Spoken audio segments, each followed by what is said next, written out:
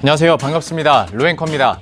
일본이 화이트리스트에서 우리나라를 제외하면서 지금 우리나라와 일본과의 관계가 굉장히 냉랭한 상태고, 워낙 일본 측에서 말도 안 되는 이유로 이런 무역 제재를 가하다 보니 우리나라 입장에서는 참 황당하기도 하고 짜증나기도 하고 또 화가 나시는 분들도 많을 거라고 생각을 합니다. 우리나라에서도 그래서 일본산 제품에 대한 불매운동이 계속 확산되고 있고, 이것이 다행히도 꾸준하게 계속 이어지고 있는 모습인데요. 그래서 오늘은 일본산 제품에 대한 불매운동이 이렇게 꾸준해야 하는 이유, 즉 최소 3개월 이상은 계속 유지를 해야 되는 이유에 대해서 설명해 드리도록 하겠습니다.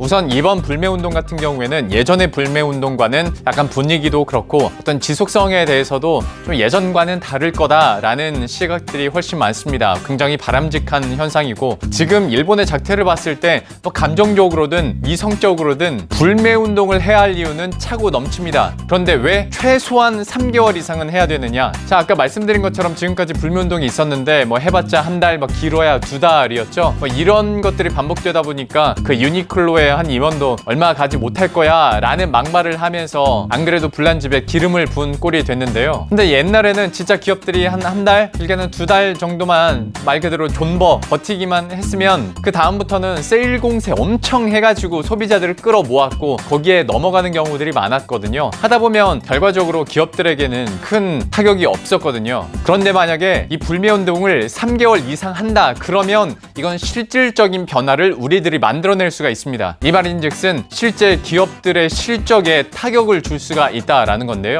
주식시장에서도 그렇고 기업 자체적으로도 그렇고 무엇보다 실적이 가장 중요합니다. 이 실적을 1년 동안에 각 분기별로, 그러니까 3달에 한 번씩 실적 발표를 하는데요. 생각해보면 불매운동이 한 7월 초서부터 본격적으로 시작됐으니까 7, 8, 9 딱 3분기 실적에 반영되는 타이밍이 이 7, 8, 9월입니다. 사실 한 달 정도 불매운동을 하면 물론 기업들 그 월 매출에는 좀 타격이 될 수 있겠지만 기업 입장에서는 한 달 충분히 감내할 수가 있고요. 분기 실적으로 봤을 때도 연결 기준으로 보면 각국 지사들 다 합쳐서 실적 짜 보면 그렇게 큰 타격은 없거든요. 그런데 만약에 3개월 이상 불매운동이 지속이 되고, 그래서 전년 동기 대비했을 때 혹은 전분기 대비했을 때 실적이 급격하게 감소했다, 이러면 말이 달라지는 거예요.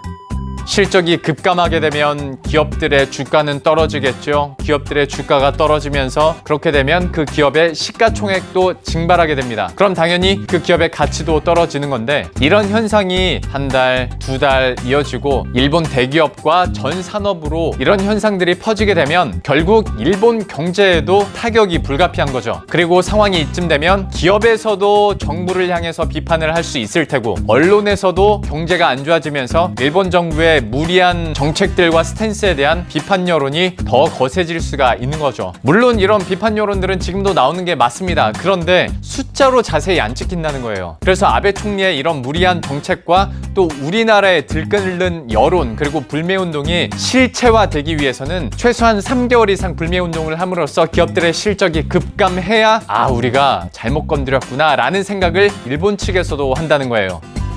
자, 또 한 가지 이유를 한번 들어볼까요? 요즘에 일본 여행 취소하거나 아예 예약 안 잡으시는 분들 많으시죠? 특히 여행업 같은 경우에는 각 나라별로 입출국자 수가 월별로 계산이 돼서 발표가 되기 때문에 아마 한 달만 여행 안 가도 분명히 급감하는 타격이 있을 겁니다. 그런데 만약에 3개월 이상 일본 여행을 안 간다, 그러면 앞서 말씀드린 것처럼 기업의 실적에도 분명히 타격이 있겠지만 생각해보세요. 3분기 7월, 8월, 9월이에요. 성수기인데도 불구하고 3개월 연속 여행객 수가 계속 줄어들었다. 이거는 빼도 박도 못하고 아베 총리의 무리한 수출 규제로 인한 결과다라고 얘기를 할 수 있는 거예요. 그러니까 우리로서도 진득하게 3개월 이상, 길면 길수록 좋겠지만 최소 3개월 이상은 불매운동을 꾸준하게 해줘야 걔네들도 느끼는 바가 있다라는 겁니다.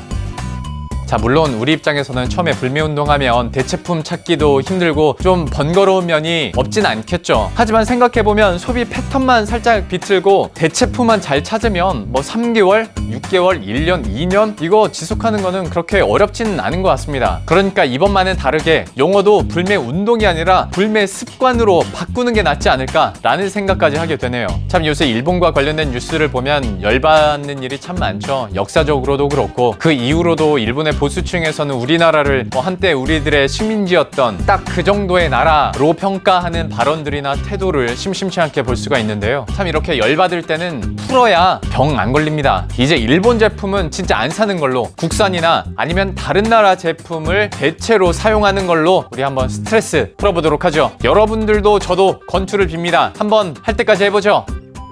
자, 이렇게 해서 오늘은 우리가 불매 운동을 3개월 이상 지속해야 되는 중요한 이유 한번 말씀드렸으니까요. 우리 모두 화이팅 합시다. 독립운동은 못했어도 불매 운동은 한다. 지금까지 롱앵커였습니다. 안녕.